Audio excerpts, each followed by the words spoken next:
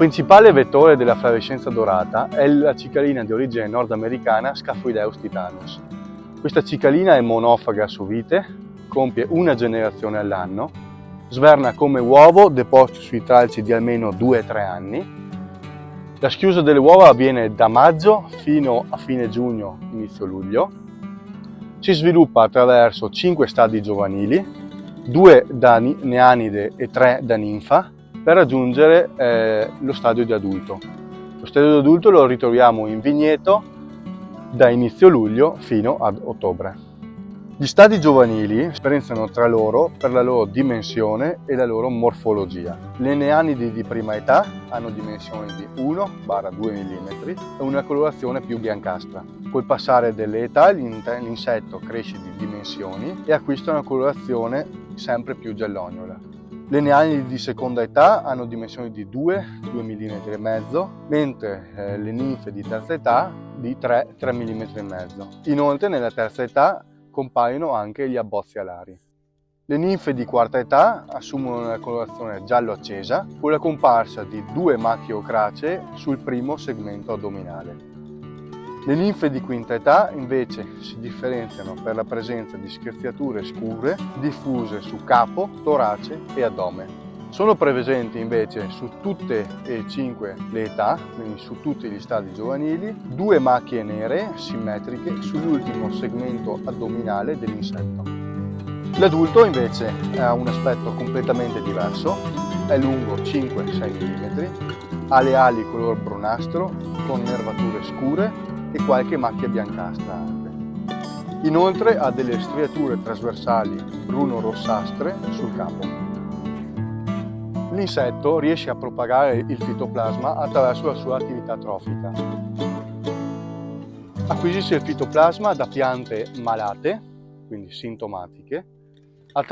Dopo un periodo di latenza in cui il fitoplasma si propaga all'interno del corpo dell'insetto, questo diventa infettivo e riesce ad inoculare il fitoplasma in piante sane che successivamente manifesteranno i sintomi.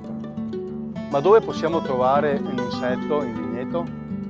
Gli adulti l'anno precedente depongono le uova sui tralci di almeno 2-3 anni. Da maggio, in questa zona qua, quindi sui polloni e sulle foglie basali, ritroviamo le forme giovanili che sono poco mobili. Gli adulti invece, che sono molto più mobili, li possiamo ritrovare sull'intera vegetazione. Noi per monitorarlo dobbiamo dividere il periodo della stagione estiva in 2 fasi. La prima fase del monitoraggio è la parte di giovani, quindi noi troviamo il vettore nello stadio giovanile. Per farlo andremo a visionare le foglie basse, quindi in questo caso i polloni del tronco. Dobbiamo girare le foglie, osservare la pagina inferiore per capire se c'è la presenza dell'insetto. Un'altra posizione importante è foglie ricadenti, germogli ricadenti, quindi foglie basse vicino al terreno, che è anche una zona meno calda. Arrivato l'adulto, l'ultima fase, ha le ali, quindi l'unico modo per poterlo trovare è tramite l'utilizzo di trappole cromotropiche gialle, come questa che è stata installata in questo vigneto.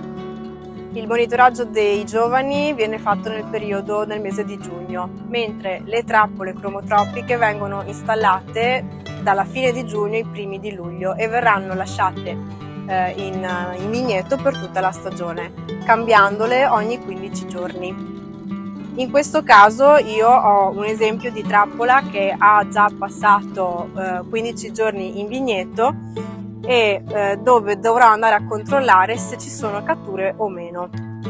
Come vedete la trappola si riempirà di diversi insetti, quindi il riconoscimento è molto importante e posso farlo anche grazie all'utilizzo di lente di ingrandimento. In questo caso ho delle catture e vado a riconoscere l'insetto che ha la sua particolarità.